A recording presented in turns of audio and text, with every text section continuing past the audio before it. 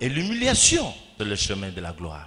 Si tu sais la supporter, tout ira mieux. Lorsque tu chercheras à te venger, là, tu enfreins même la loi de l'Éternel. La Bible dit ceci: priez pour ceux qui vous persécutent. Écoute mon frère, si quelqu'un se rabaisser pour te faire du mal, toi aussi ne le suis pas là pour essayer de te venger. Il n'y a que les motos.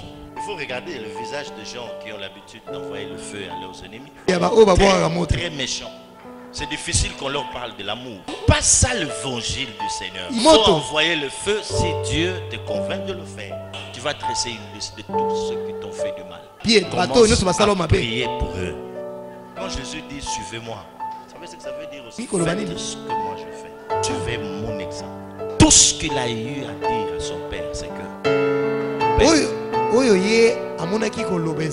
pardonne-leur parce qu'ils ne savent pas ce qu'ils font.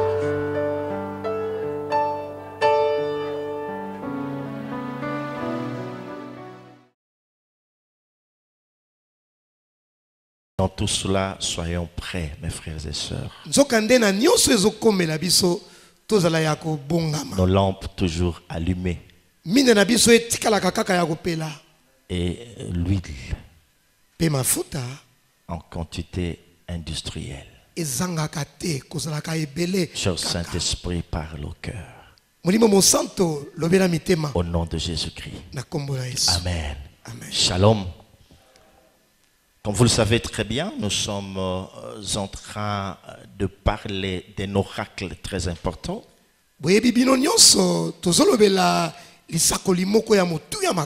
La force du buffle et l'huile fraîche. Dieu nous demande de marcher selon l'onction du jour.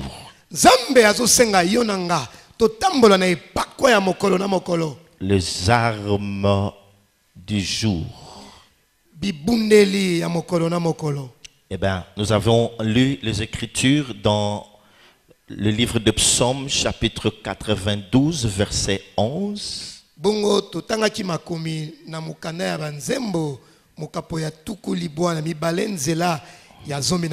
C'est notre texte de base que nous sommes en train d'exploiter. Psaume 92, Psaume 92, verset 11. Nous lisons: et tu me donnes la force du buffle, je suis arrosé avec une huile fraîche.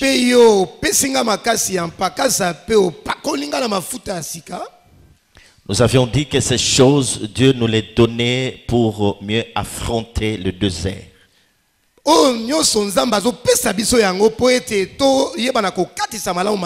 Car pour traverser le désert, nous avons besoin de l'orientation venant de la part de Dieu.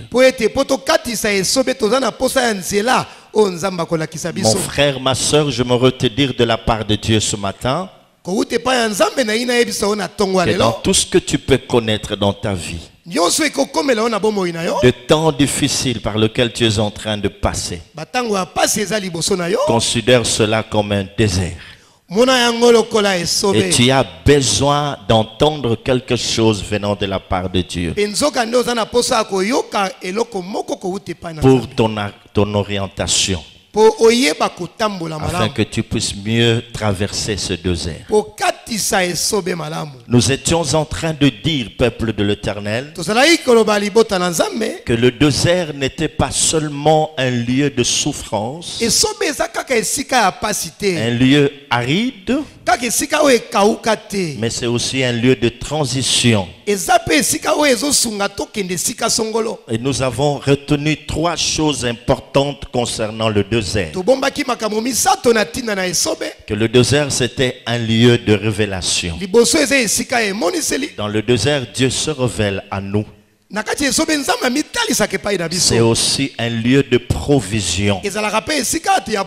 Quand bien même tu traverses le désert, attends-toi à une provision divine. Et le désert était aussi un lieu de découverte. Nous avons lu cela dans Deutéronome chapitre 8, versets 2 à 9. Deutéronome chapitre 8, versets 2 à 9, nous lisons au nom de Jésus-Christ.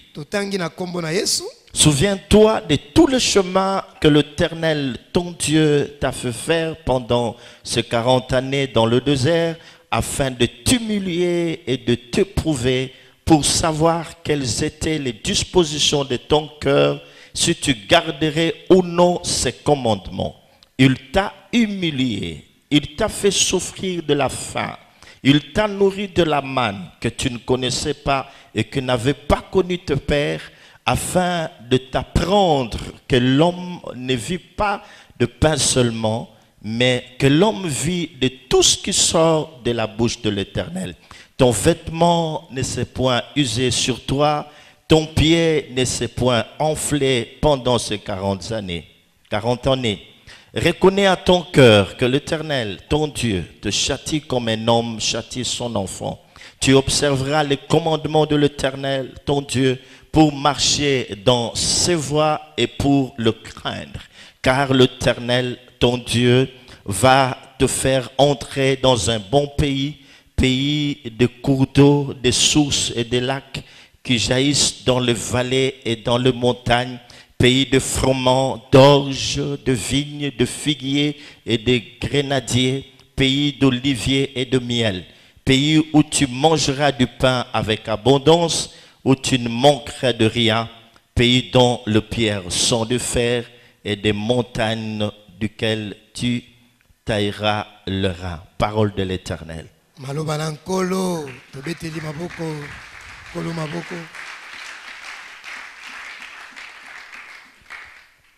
Alors dans ce passage que nous venons de lire,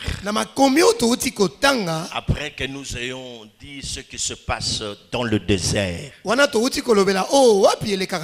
que Dieu est en train de rechercher lorsqu'il fait passer un homme par le désert, c'est ce qui est important. Mais ici, Dieu dit qu'il a fait passer son peuple par le désert pour l'humilier. Le lundi passé, nous en avions parlé. Nous avions vu c'était quoi humilier. Nous avions dit ceci, que l'humiliation vient du verbe humilier, qui veut dire ceci. C'est atteindre quelqu'un dans son amour propre. Blesser quelqu'un dans son amour propre, dans sa dignité,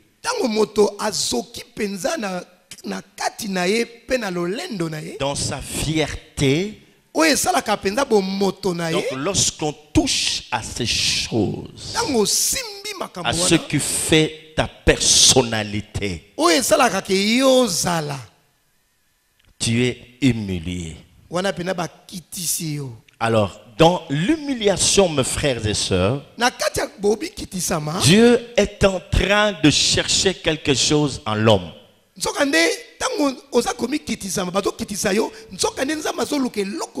Donc, lorsque Dieu permet que tu passes par l'humiliation,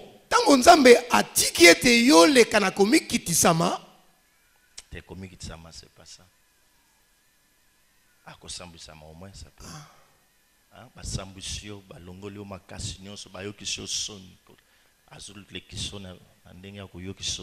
C'est ça.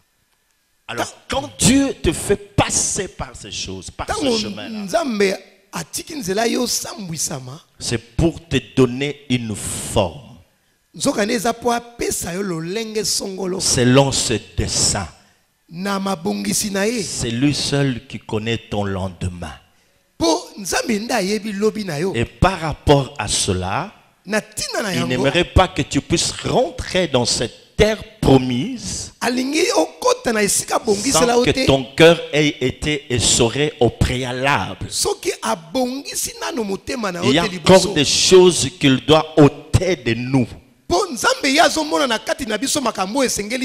Il y a encore une œuvre qu'il doit accomplir en nous. C'est pourquoi nous passons par les brisements. Souvent nous sommes trop imbus de nous-mêmes. Nous nous considérons très importants que les autres. Nous avons beaucoup de connaissances par rapport aux autres. Nous sommes riches, nous sommes fiers de nous-mêmes. En d'autres termes, de gens qui sont autosuffisants. Alors là, Dieu va ouvrir une brèche dans laquelle il t'introduira. Là, tu vas être humilié. Hein? Peut-être c'est la souffrance. Hein, c'est un certain manque criant. Un scandale. Tu vas être connu de tous. Et Dieu te brise. Peu importe tes pleurs. Peu importe ce qui se passe. Mais si tu n'as pas compris que là c'est l'œuvre de Dieu dans ma vie, tu seras en train de pleurer jusqu'à ce que tu ne voies rien du tout se passer. Oh, mes frères et sœurs, j'aimerais vous dire que l'humiliation est la rançon de notre gloire. Qui a compris cela? Le brisement ou l'humiliation sont la rançon de notre gloire. Et nous devons l'accepter comme tel et l'assumer au lieu de fondre en larmes. S'il y a un prix que nous devons payer dans notre vie, en vue de notre gloire, c'est bien l'humiliation. Si tu n'es jamais passé par ce chemin-là, sache que ça t'arrivera. Lorsque tu seras en train de t'approcher petit à petit de la terre promise. C'est ainsi qu'il est écrit dans sa parole que l'humilité précède la gloire. Jésus-Christ a aussi connu l'humiliation. On a craché sur lui par ses sujets. Il a été flagellé par ses sujets. Hein? Ils l'ont couronné d'épines.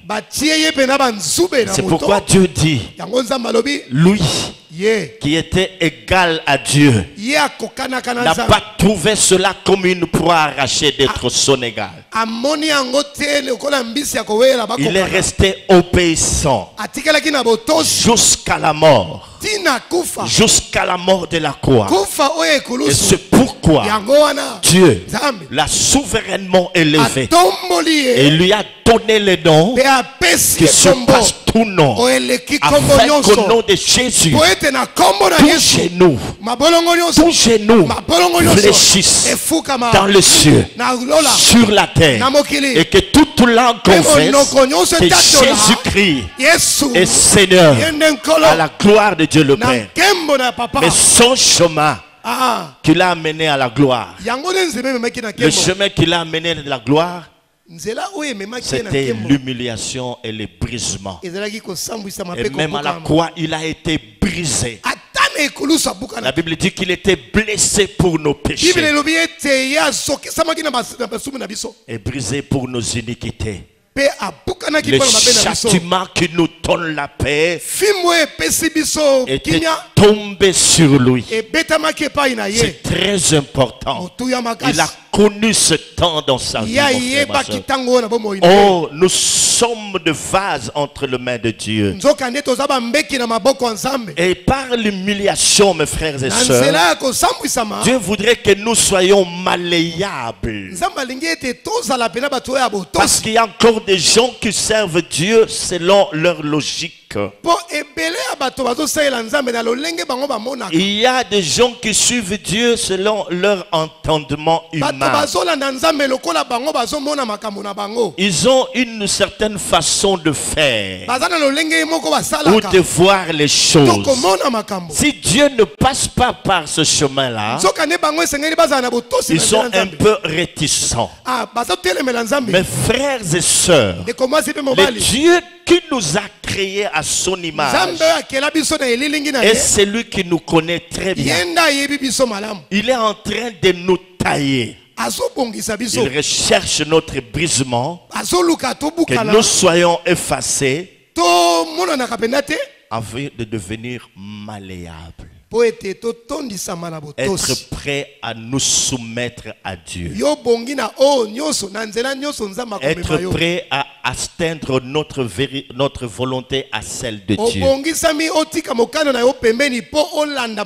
C'est cela que Dieu recherche. Et une autre chose très importante que nous trouvons dans ce passage. La Bible, après nous avoir parlé de l'humiliation, il dit, souviens-toi de tout le chemin que l'Éternel ton Dieu t'a fait faire pendant ces 40 années, afin de t'humilier et de t'éprouver. Lorsqu'on parle d'éprouver, c'est une mise en épreuve. Éprouver, c'est soumettre quelqu'un ou quelque chose à certaines expériences.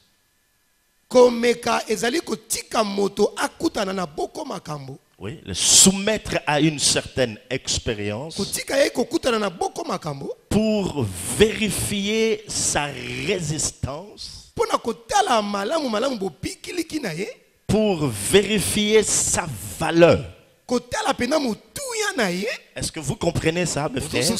On te soumet. Lorsque Dieu t'éprouve, c'est comme s'il y a un test. Tu es soumis à une certaine expérience, à un certain nombre de choses qui doivent t'arriver.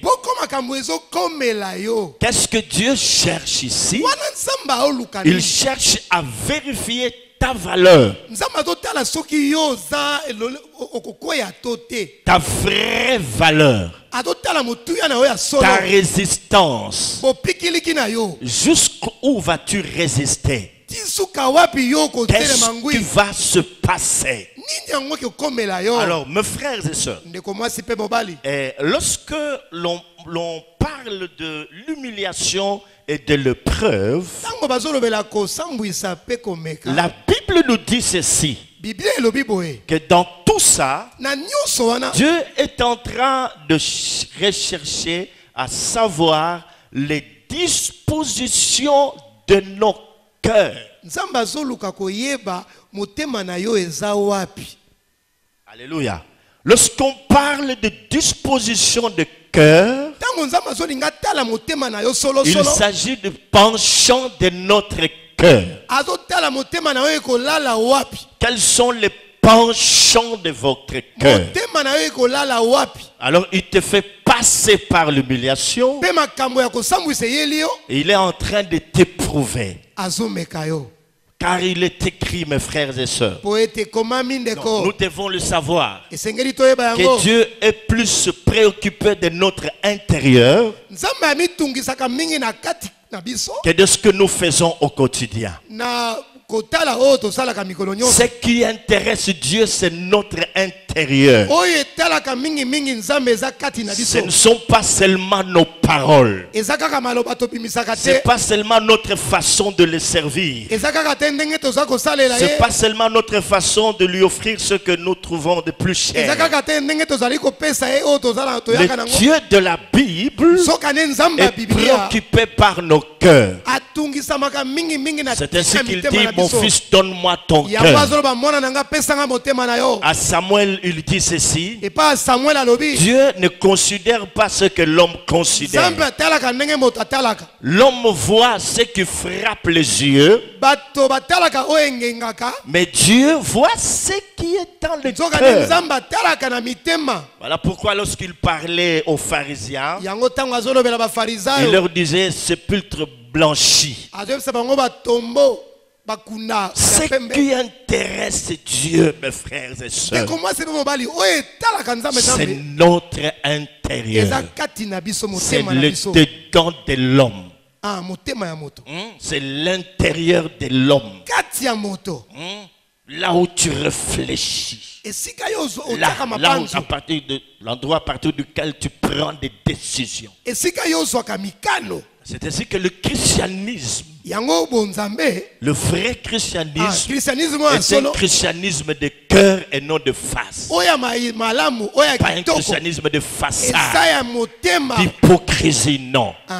Il dit à son prophète, ce peuple m'honore de lèvres,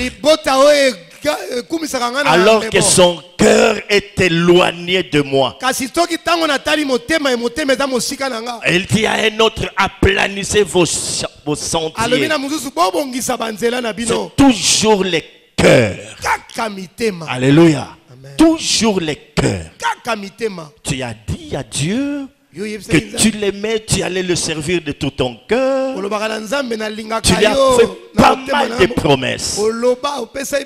Alors il te fait passer par l'humiliation. Il va t'éprouver. Les difficultés vont surgir dans ta vie pour qu'il se rende compte de vraies dispositions de votre cœur. Où est-ce que votre cœur va-t-il se pencher? Alléluia. Amen. On acclame le Seigneur. Acclamons, acclamons. Figurez-vous, mes frères et sœurs, que cet enseignement est très important pour nous tous. Avant de nous parler de l'huile, de la force du buffle, de nouvelles choses, de nouveaux noms, hein, tout ça. Dieu est d'abord en train de parler à notre cœur. C'est pour nous préparer nous tous à quelque chose de très important. Alléluia. Amen. Alors, laissez-moi nous poser une question. Qu'est-ce qui est sorti de ta bouche lorsque l'humiliation était arrivée dans ta vie? Ou quand tu es passé par l'humiliation? Souviens-toi de cela. C'est la voie de la délivrance pour nous ce matin. Voilà pourquoi je suis calme. Parce qu'il est écrit que vous connaîtrez la vérité et la vérité vous affranchira. Quand tu es passé par l'humiliation, souviens-toi, je ne sais pas en quoi tu as été humilié.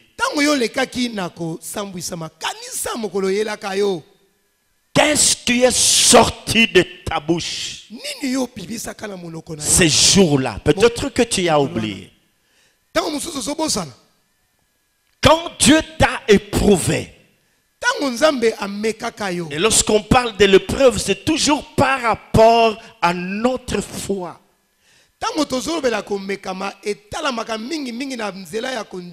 Qu'est-ce qui est sorti de notre bouche?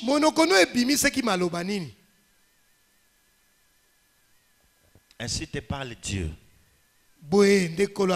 Toutes ces mauvaises paroles, ces murmures qui sont sortis de ta bouche ont érigé une forteresse dans ta vie.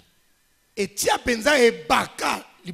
telle enseigne que maintenant, quand tu es redevenu normal, un peu normal, Tu as oublié toutes les paroles qui étaient sorties de ta bouche quand Dieu t'a fait passer par le chemin de l'humiliation, quand Dieu était en train de te prouver.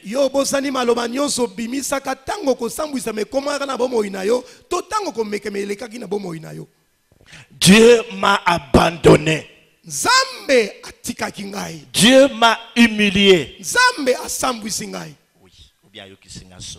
très important. Dieu m'a humilié.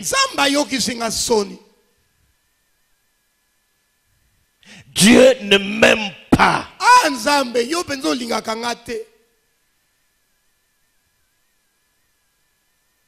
Je ne vais plus le servir comme avant.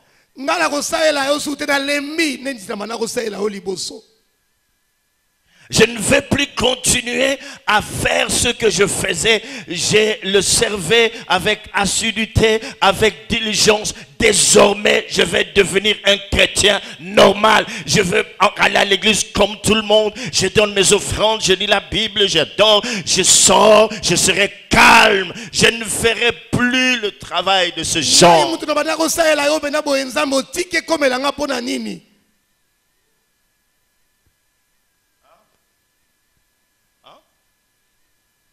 Hein? J'aime ce calme. J'aime ce calme.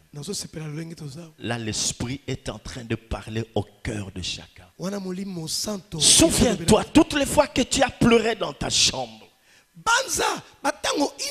quelles sont les paroles qui sont sorties de ta bouche? Je vous ai toujours parlé d'une fille qui, après avoir perdu son père, était resté, son père, elle est restée avec sa maman. Et le jour où on allait enterrer sa maman, quelques années après, la maman est morte.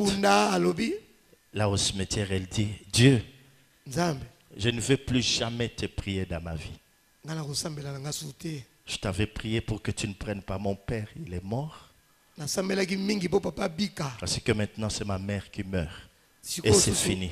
Et quand vous regardez la vie de cette fille, elle reflète ce qui était sorti de sa bouche. Beaucoup de gens, mes frères et sœurs, souffrent aujourd'hui dans l'église sans savoir qu'ils ont sorti des paroles très dures. Et ces paroles, lorsque les amis de Job et les autres étaient en train de les proférer, les amis de Job, et Dieu dit ceci: qui est celui qui obscurcit mes desseins?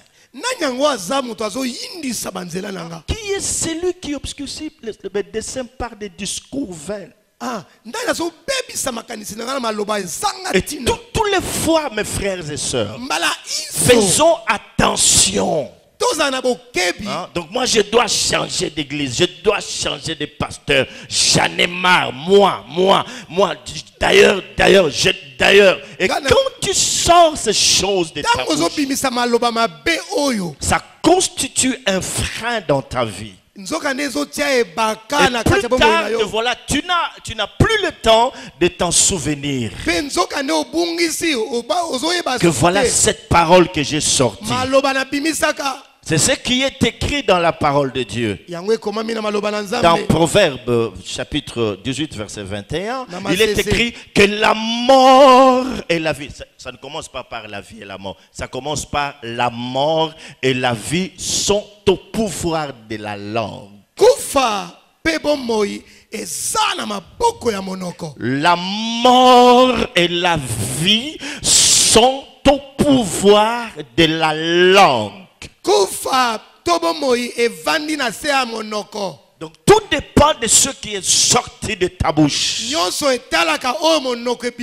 Ces paroles que tu as sorties pendant ce moment d'humiliation, c'était soit la mort ou la vie. Mais malheureusement, pour le cas de la plupart d'entre nous, ce sont des paroles de la mort. Et il y a eu des forteresses. Seigneur, pourquoi libala ya pas si beau? Si je savais, je n'allais pas me marier. Certes, tu as demandé pardon à ton mari, mais jamais tu t'es souvenu de cette parole. Alors une muraille s'est érigée, une forteresse que nous devons abattre. Nous devons abattre ce forteresse afin de les briser, de les renverser. Nous devons y renoncer. Alléluia. Lorsqu'on va renoncer, on va abattre ces forteresses. Et alors quelque chose d'autre nous sera donné de la part de Dieu. Est-ce que on peut acclamer le Seigneur?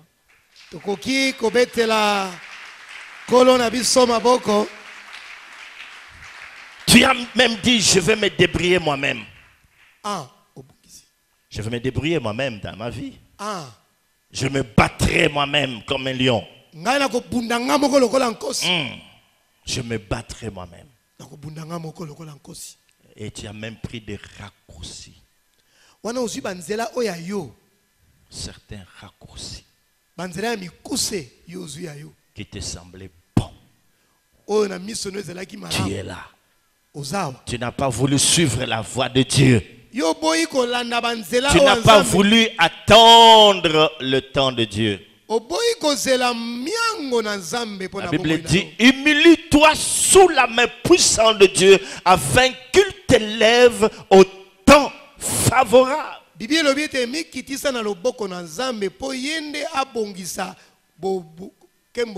toi, tu as voulu prendre des chemins détournés. C'est fini pour moi. Tu as dit ça, je suis foutu. C'est fini pour moi. Mais c'est fini. Tu as érigé une muraille, une forteresse qui s'appelle c'est fini.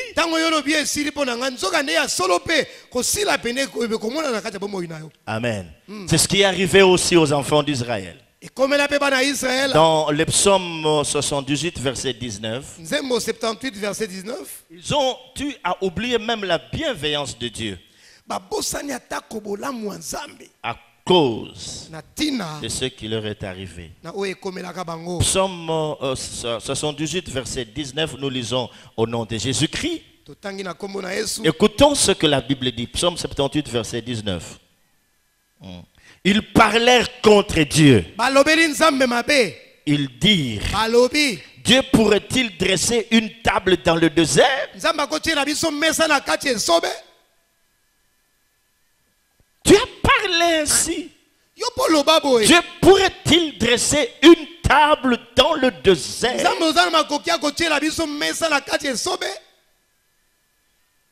En d'autres termes, Dieu peut-il nous faire du bien dans le désert?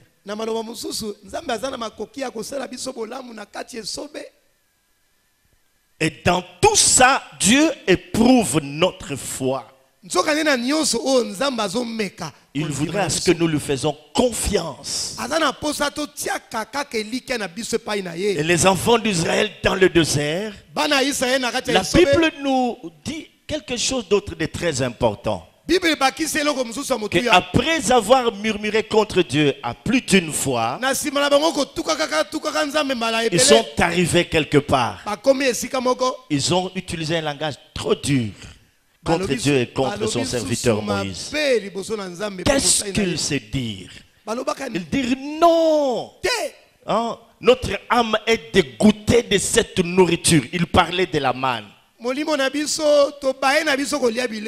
maintenant, nous n'avons ni pain ni eau en ces lieux. Notre âme est dégoûtée. Et cela a provoqué la colère de Dieu. Dieu s'adresse à Moïse. Il dit, puisque ce peuple est en train de tenir un tel langage contre moi, voilà ce que je veux faire. Dieu leur a envoyé de serpents qui les maudirent. Hein, les serpents ont commencé à les mordre, c'est ça, non? Oui. Et quelque chose se passe. Lorsqu'ils ont été mordus par le serpent, beaucoup d'entre eux sont morts dans le désert. Imaginez-vous toute cette multitude-là, parce qu'ils ont murmuré, parce qu'ils n'ont pas compris qu'au travers du désert, Dieu était en train de travailler dans leur vie. Dieu était en train de le tailler, enlever de toute la mentalité égyptienne. Dieu était en train de les briser. Ils se sont mis à murmurer contre Yahweh. Et Dieu leur a envoyé des serpents. Ces serpents les ont mordus, mes frères et sœurs. Et alors, beaucoup sont tombés sur place. Beaucoup étaient en train de mourir. Ah, c'était vraiment horrible. C'était effarant dans le désert. Alors des gens qui étaient piqués, allez, pouf, ils mouraient sur place. Jusqu'à ce que certains d'entre eux se soient ressaisis. Ils sont allés voir Moïse. Ils ont dit non, nous avons péché, nous venons demander pardon et tout ça. Et Moïse est allé vers Dieu. Il a intercédé en faveur de ce peuple. Dieu va dire à Moïse ceci: prends, fabrique-toi un serpent d'airain, un serpent brillant. Tu vas le suspendre sur une perche. Et quelque chose va se passer. Lorsque quelqu'un aurait été mordu par le serpent et qu'il lèvera les yeux sur le serpent d'airain, il va conserver sa vie. Et c'est ça ce qui se passe. Et la Bible dit, comme Moïse éleva le serpent d'airain. Alléluia. Ainsi le Fils de l'homme sera aussi élevé. Et nous savons que Jésus a été souverainement élevé. Je ne sais pas quel serpent t'a mordu. Le serpent de la maladie, le serpent du chômage, le serpent de la souffrance, de la pauvreté, le serpent du divorce, de célibat prolongé, chômage. Alors lève les yeux. Et dans Hébreux chapitre 12, quand on nous parle de la foi, quand on nous parle de la foi, j'aime bien cette définition. Hébreux chapitre 12. La Bible dit ceci: nous donc aussi, puisque nous sommes environnés d'une si grande nuée de témoins, rejetons tout fardeau et le péché qui nous enveloppe si facilement et courons avec persévérance dans la carrière qui nous est ouverte, ayant le regard sur Jésus. Beaucoup ont été mordus par le serpent. Et ils sont morts dans le désert. Mais je suis en train de m'adresser aux survivants. Jésus-Christ a été élevé de la même manière que Moïse éleva le serpent. Il n'y avait pas beaucoup d'exercices à faire. Alléluia. Amen. Lorsque tu es mordu par le serpent, il te suffit seulement de lever les yeux, de regarder le serpent de rat. Tu conserves ta vie. Dieu n'est pas dans des choses compliquées. Il est dans des choses très simples et faciles. C'est pourquoi lorsque tu connais les calculs de Dieu, peu importe ce qui t'arrive, peu importe le serpent qui t'a mordu, lève les yeux. Lève les yeux seulement par la foi. Quand on te demande de lever les yeux, c'est que tes yeux ne soient pas en train de considérer ce qui se passe autour de toi. Lorsque tu seras focalisé sur ce qui se passe dans ta vie, tu vas mourir. Hein? Tu vas être bloqué. Mais si tu lèves les yeux sur Jésus, quelque chose se passera.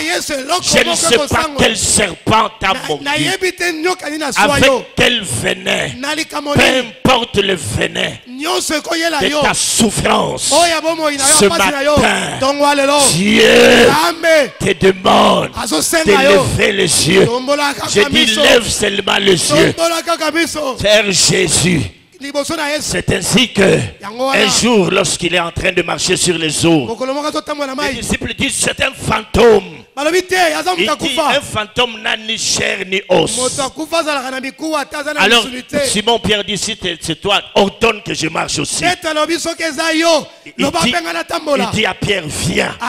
Et Pierre est sorti de la barque. Il a commencé à marcher. Quand il avait ses yeux fixés sur Jésus, il pouvait continuer à marcher. Mais lorsqu'il a baissé ses yeux, il a détourné ses yeux de Jésus, il a commencé à s'enfoncer. Ce matin, mon frère, il n'y a pas plus grand que ce message. Dieu vient s'adresser à ceux qui ont été mordus par le serpent de la maladie, par le serpent de la stérilité, par le serpent de blocage, que tu lèves seulement les yeux. Oh, je dis lève seulement les yeux. Je dis lève seulement les yeux. C'est ça la foi. La vraie foi, mes frères et sœurs, si elle n'est pas mise en épreuve, elle ne peut pas être appelée foi. La foi, on nous demande de la voir, même quand nous sommes renfermés dans une pièce très sombre et nous ne voyons aucune issue. C'est là où la foi doit intervenir. Parce que lorsqu'on a déjà vu, là il n'y a pas de foi. La foi c'est voir là où on ne peut pas voir. Voir là où nos yeux ne peuvent pas voir. Là où il n'y a aucune issue, mais notre foi voit déjà quelque chose. Là où on dit que c'est fini, mais la foi dit que ça peut commencer maintenant. C'est ainsi, dans Luc 1,37, il est dit, rien n'est impossible à Dieu. Ton cas, mes frères et sœurs, Dieu est capable de le changer. Jésus a changé l'eau en vin. Ce matin, il peut changer ton problème à une gloire. Ce que tu dois faire, alors que tu es en train d'écouter cette parole, c'est de lever les yeux. Lève tes yeux sur Jésus. Lève tes yeux vers Jésus. Et saisis-les par la foi. Et quelque chose se passera. Car la foi, mes frères et sœurs, la foi, la vraie foi déclenche le miracle. Là où il y a la vraie foi, il y a le déclenchement de miracles. C'est ainsi que Jésus disait ceci: ta foi t'a sauvé. Est-ce que tu peux encore avoir la foi? Ce vieux message, ce vieux message de la foi. Les disciples viennent demander la foi. Jésus dit: si vous aviez une petite foi comme ce grain de sénévé, vous direz à cette montagne, ôte-toi de là. Il n'a pas à parler de nos propres capacités. Il a tout simplement parlé de la foi. Mon frère, ma soeur, quand on te parle de la foi, est-ce que tu comprends ce que ça veut dire? C'est que tu dois croire au-delà de toutes choses. Une foi qui transcende les obstacles. Peu importe les blocages, ta foi simplement. Crois seulement. Crois seulement. Et la foi va t'introduire dans le monde surnaturel. La foi te transporte et t'introduit dans le monde surnaturel. Et là, quand tu seras arrivé dans ce monde, tu verras la solution à ton problème. Et tu crieras fort parce que tu auras vu avec les yeux de la foi. Maintenant, tu ne peux pas aller là parce que ta foi n'a pas encore parlé. Ta foi n'est pas encore mise en action. Quelqu'un a dit, j'ai cru, c'est pourquoi j'ai parlé. Hein? La Bible dit, la foi est une ferme assurance. Une ferme assurance. J'ai l'assurance que Dieu est au contrôle de toutes choses. J'ai l'assurance qu'à la croix il a dit tout est accompli.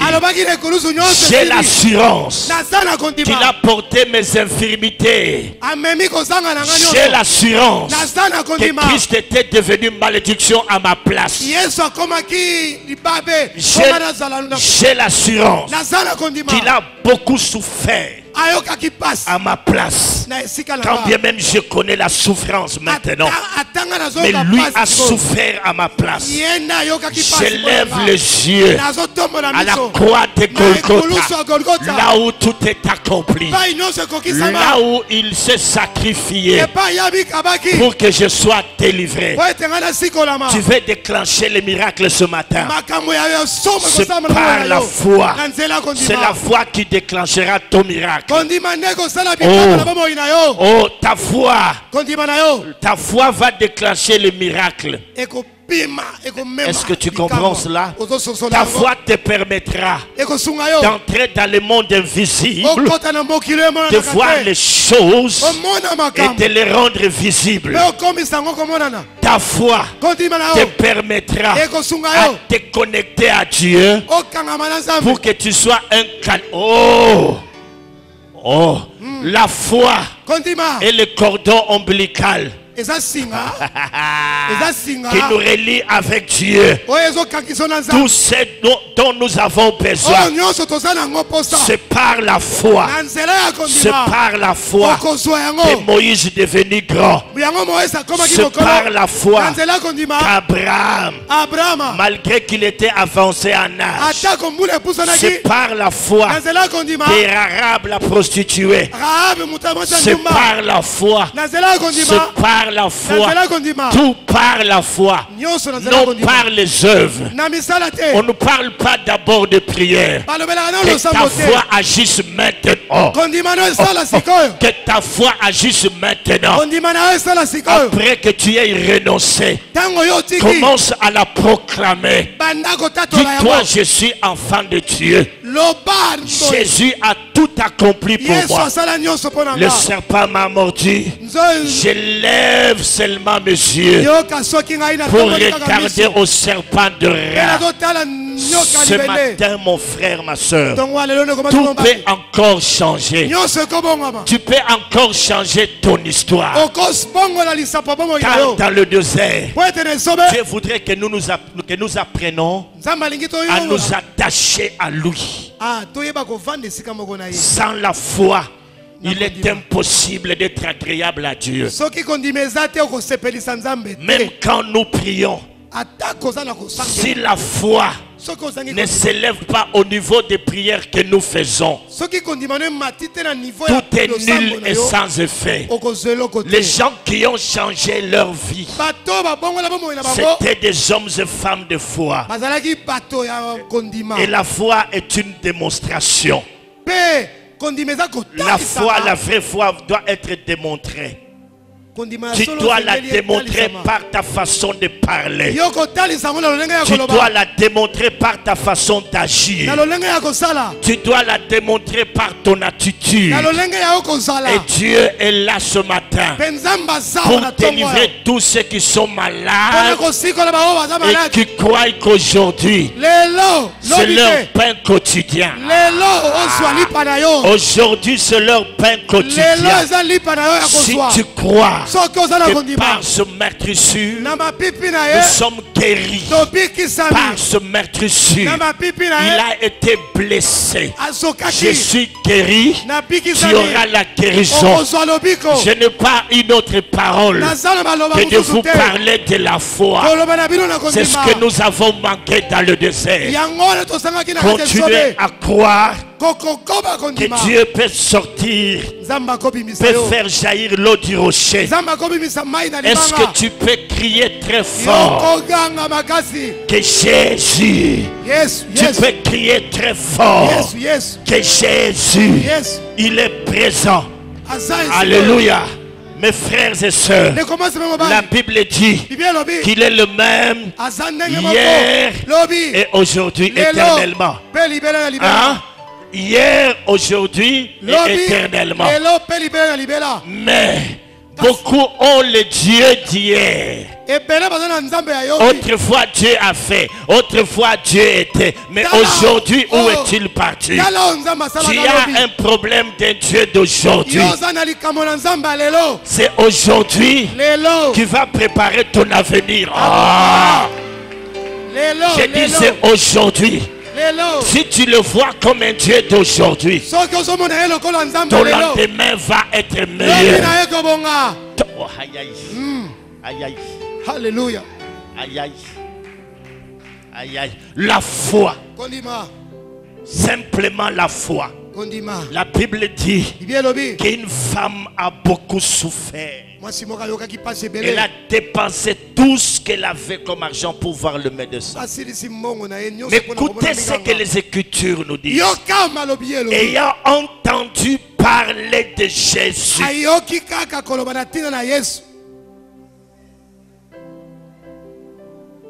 Est-ce que vous entendez cela? Ayant entendu parler de Jésus, elle s'est dit, si seulement je touche. Donc, pour elle, c'était des témoignages qu'elle entendait. Elle a entendu des témoignages. Peut-être des gens dans sa ville qui ont parlé de Jésus. Du bien qu'il leur a fait. Tout entrait dans ses oreilles. Elle a entendu seulement parler de Jésus à partir de témoignages des autres. Elle dit, si seulement je peux toucher. Toucher seulement. Si je peux seulement toucher le pan de sa robe. Alléluia. Si seulement je peux toucher le pan de sa robe, je serai guéri. Et elle est allée, mes frères et sœurs. Elle a touché. Jésus dit, une force est sortie d'elle. Mes frères et sœurs, nous sommes chaque fois dans l'église. On nous enseigne chaque jour sur Jésus. Elle a entendu les témoignages. Mais nous suivons des enseignements de Jésus. Comment il a marché. Comment il a guéri les malades. Comment il a chassé les démons. Comment il a purifié les lépreux. Comment il a ressuscité les morts. Comment il est allé mourir sur la croix. Nous n'entendons pas comme cette femme. C'est plus que la femme. Parce que nous suivons des enseignements de Jésus. Que pouvez-vous penser, mes frères et sœurs, que le chrétien puisse faire? Parce que j'ai suivi ces enseignements. C'est que quelque chose doit se passer dans notre cœur. J'ai pris ce matin que celui qui n'avait plus de foi dans sa vie puisse se tenir debout et dire, voilà ce qui me manquait. Voilà ce qui me manquait. Je crois aujourd'hui que le Dieu de la Bible est vrai. Il est mort pour me donner toute toutes choses. C'est pourquoi la Bible dit que lui qui n'a pas épargné son propre fils, qu'il a livré pour nous, comment ne nous donnera-t-il pas aussi toutes choses avec elle? Comment ne nous donnera-t-il pas aussi? Comment la Bible dit comment Dieu nous a donné Jésus. Comment ne peut-il pas nous donner tout ce dont nous avons besoin? Oh mon frère, essuie ces larmes. Essuie ces larmes qui coulent de tes yeux. Essuie ces larmes. Ce matin, je vous présente un Jésus vivant. Je vous présente un Jésus vivant qui est ressuscité. Paul dit ceci: si Christ n'était pas ressuscité, notre foi serait vaine. Notre prédication serait vaine. Je prêche avec conviction parce que je crois qu'il est ressuscité. Il est ressuscité. Il est monté au ciel et il est assis à la droite de Dieu le Père, au-dessus de toute principauté, de toute dignité, de tout trône, de toute maladie, au-dessus du chômage, au-dessus de la stérilité, au-dessus de la maladie, au-dessus des divorces, au-dessus de la souffrance. Est-ce que tu crois à cela? Marche avec moi. Marche avec moi. Il marche au-dessus de toutes choses. Au-dessus de toutes choses. De toute autorité. De toute divinité. Jésus est au-dessus de toutes choses. Même les réclamations de famille. Jésus est au-dessus de cela.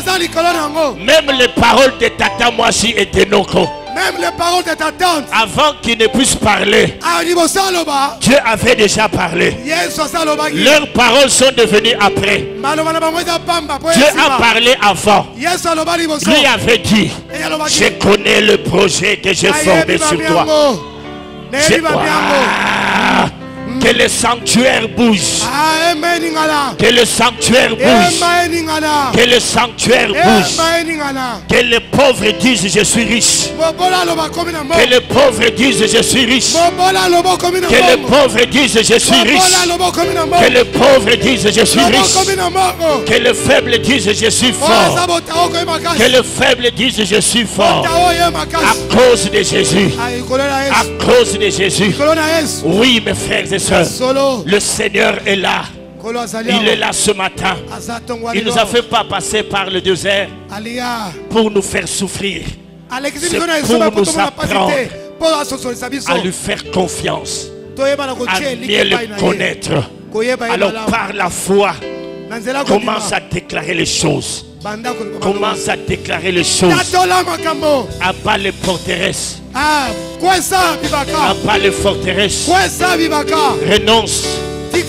Renonce à toutes les paroles que tu avais sorties de toi. Renonce. Renonce. Renonce à cela. À toutes ces paroles. À toutes ces paroles. À toutes ces paroles. À toutes ces paroles. À toutes ces paroles. Renonce. Renonce. Renonce à cela. Renonce à cela. Renonce à cela. Parle maintenant par la foi. Parle par la foi. Parle par la foi. Parle par la foi. Que mon Rédempteur est vivant. Mon Rédempteur est vivant. Mon Rédempteur est vivant. Je sais qu'il s'élèvera le dernier. Mon Rédempteur est vivant. Mon frère, ma soeur, que ta foi parle. Que ta foi parle. Que ta foi parle. Parle. Rien n'est impossible à Dieu. Que ta foi parle. Que ta foi parle. Que ta foi parle. Oh, tu peux parler comme Job. Yo koloba lokola Yobo. Je reconnais que tu peux tout. Nayebi ete okokosala nyonso. Et que rien ne s'oppose à tes pensées. Eloko moko ekotelemela makanisi. Dis à Dieu. Loba na Nzambe. Je reconnais que tu peux tout. Loba na Nzambe. Et que rien ne s'oppose à tes pensées. Eloko moko ekotelemela ote. Je reconnais que tu peux tout.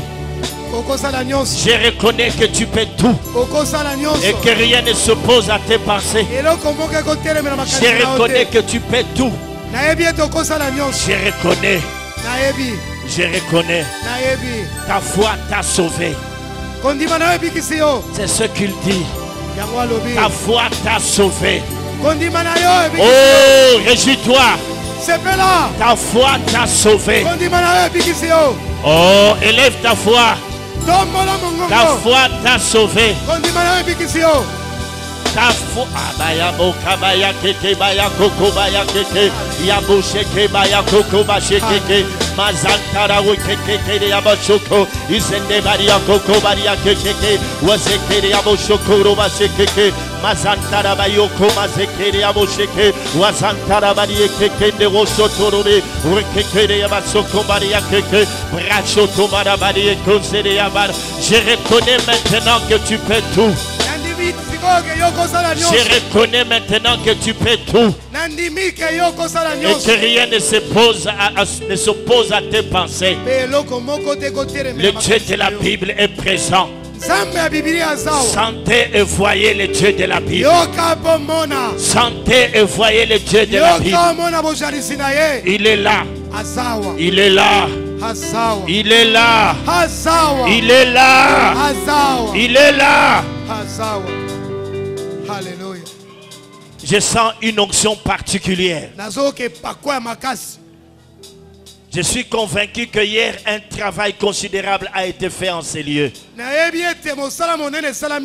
Que le parfum était monté réellement devant le trône de Dieu. Je ressens cela. Je ressens cela ce matin. Je suis convaincu que hier le parfum est monté devant le trône. Je suis convaincu. Voilà pourquoi ce matin, comme nous avons touché le cœur de Dieu, Dieu est là pour faire des miracles. Je parle de miracles. Je parle de miracles. Alors reçois ton miracle maintenant. Reçois ton miracle maintenant. Reçois. Reçois ton miracle. Que les malades soient guéris au nom de Jésus. Sors de la stérilité au nom de Jésus. Sors du chômage au nom de Jésus. Sors du célibat au nom de Jésus. Que les blocages tombent. Je brise tous les liens démoniaques au nom de Jésus. Aïe, aïe, aïe, aïe, aïe, aïe, aïe, aïe, aïe, aïe, aïe, aïe, aïe, aïe, aïe. Quelle onction. Est-ce que vous sentez la même chose que moi?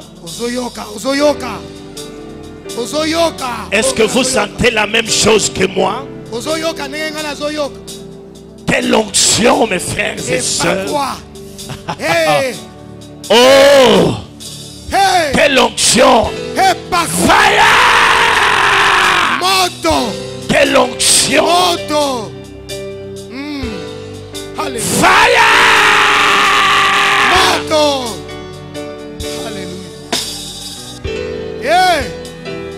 Fire.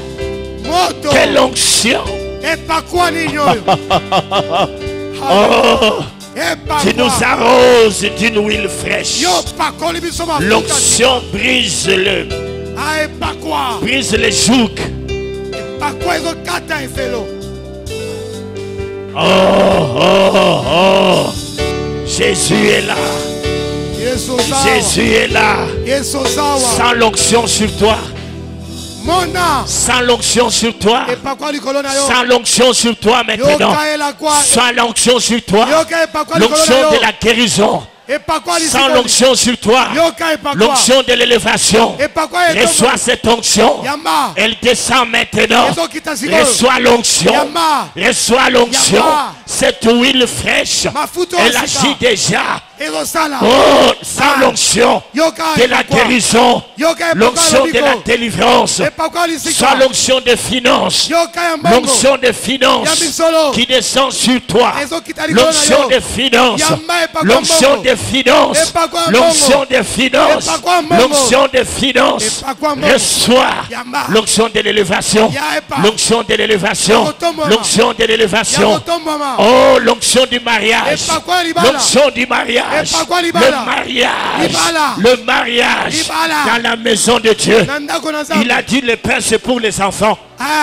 Le pain c'est pour les enfants. Le pain c'est pour les enfants. Tu es fille de l'Éternel. Tu es fils de l'Éternel. Reçois l'onction du mariage. Et marie-toi. Reçois. Que les femmes et les maris de nuit te quittent maintenant. Que les femmes et les maris de nuit te quittent maintenant. Au nom de Jésus. Que les femmes et les maris de nuit te quittent. Que les femmes et les maris de nuit te quittent. Chantez. Bima. Alléluia. Yama seke. Yama ushikende bra. Oh. Je sais maintenant que tu peux tout. Et que rien ne s'oppose à tes pensées. Oh. Dieu est là. Dieu est là. Et le Saint-Esprit est parmi nous. L'Esprit est en train d'agir. L'Esprit est en train d'agir.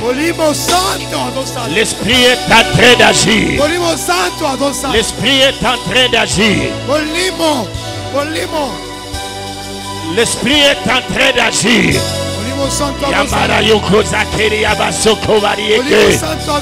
L'Esprit est en train d'agir. Fais!